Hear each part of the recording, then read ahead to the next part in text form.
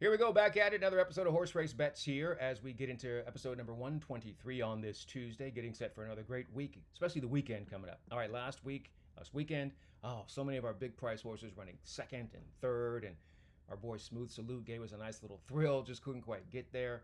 The stakes over the weekend were kind of chalky, some outcomes that totally made sense. They were likely. That just wasn't the direction that we went into. So we're not going to worry about that. We're just going to keep it moving and try to get better at what we're doing, right? So what we're going to do is focus in on just turf racing because we love it so much.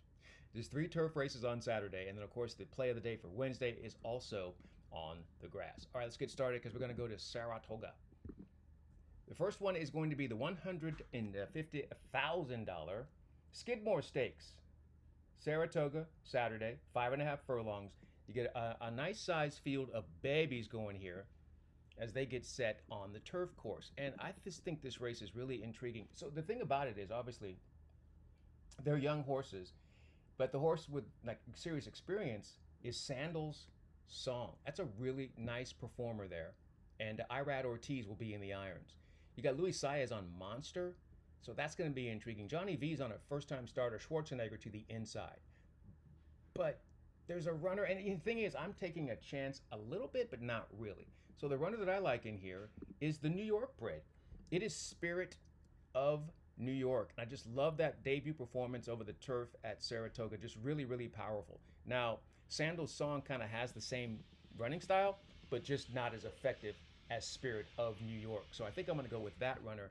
And hopefully we'll get a price in that situation, just sitting right off the pace, making that move. It's really hard to find babies who can do that early on. And so the fact that Spirit of New York was able to do that and be so effective, that's why I like the horse so much. So that's where we're going to go there. We're going to leave Saratoga and go to Colonial on Saturday. So the Grade 1 Alabama is on Saturday, but I'm not dealing with that. It's really not an intriguing 6-horse field, okay? Whereas this race is 6 horses, but I thought it was a bit more interesting. The $125,000 Find Stakes is 1.16 miles over the turf course with that nice size field that I can deal with, right? It's 6 runners that have a little something different to offer, as opposed to the Alabama where I don't know what they're doing and I don't know how to judge good cheer and stuff like that. That's a whole different conversation. Let's take a look at this, though. In this particular race, it is Mission North that I think is really, really intriguing. I've always liked the runners that were going over the hurdles, the jump, and then they switch to flats and they all turn back in distance. I really, really like those horses. I've always liked those horses. They're hit or miss, but I always know that they're not going to have an issue with the fitness, right? There's 0 issue with fitness if you've been running 2+ miles over the hurdles.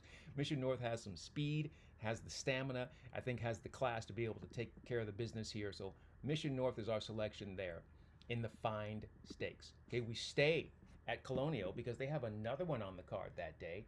I think it's really nice. The All Brandy is interesting, 125,000. Again, 1.16 miles on the turf. This time we have a little bit bigger field, right? We have 8 runners in here. And once again, a situation where you've got a little bit of everything, right? You've got some horses that you've seen before, and they have shown their ability. Crone is very intriguing. Atlas Strong. She is Whiskey. Juniper Juice. But in this one, I'm really feeling a horse that has some versatility to offer here. And I'm really feeling the 3. Life, Love, and Laughter. Does anyone remember Laughter? If you look at the way that this particular mare runs, right? She sits just off the pace. She's got enough tactical speed to be close. She doesn't want to dictate the pace, and I like that. But yet she wants to be up close to make sure that you don't get too far away.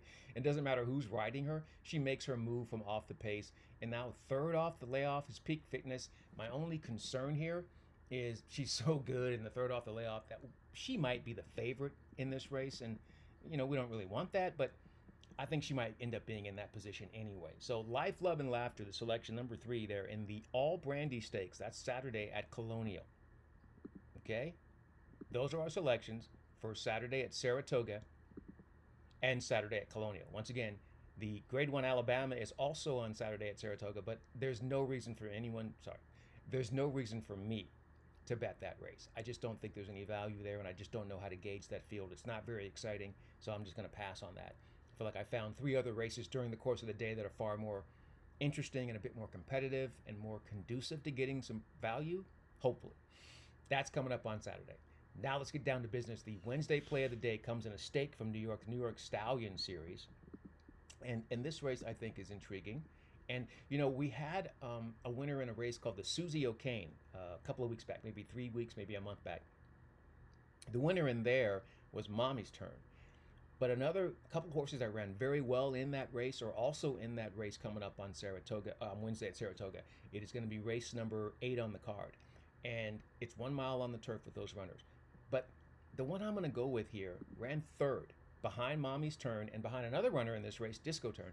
But I really think that Boston's Finest is intriguing enough to take the chance on here. And we're going to do it again. We almost got all of our money with Ricardo Santana on the turf last week. We really started to understand how valuable he is on the turf course. And he's got great ROI. Like, he and Johnny V have the best ROI on turf racing at Saratoga thus far. And Johnny V was incredible this last week, and I'm so upset I didn't play him. But Boston's Finest has the ability to sit just off. I like that early speed. I like that move. And so there's not a lot of early speed in the race.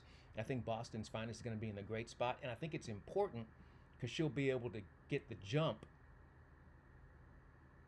on the runner that is to the outside. Disco Turn or whatever the heck that horse's name is. But that horse is going to be tough to deal with from that outside spot. But I think Boston's Finest gets the jump on the runner. And I think that's the difference right there. So that is your Wednesday play of the day. Boston's Finest. That's coming up from Saratoga on the turf course. All right, that's going to do it for episode number 123. We'll get right back into it. I got a lot of stuff happening here. We're remodeling the entire condo, so that's why I keep moving from room to room, as now they're building the kitchen. So there's noise in the background and everything. So I got to get out of the way. I got stuff to do. I got to go teach my classes today. Hey, that's going to do it. In the meantime, in between time, until next time, thank you for hanging out with us here. We'll see you on Horse Race Bets, and good luck and enjoy whatever you're into.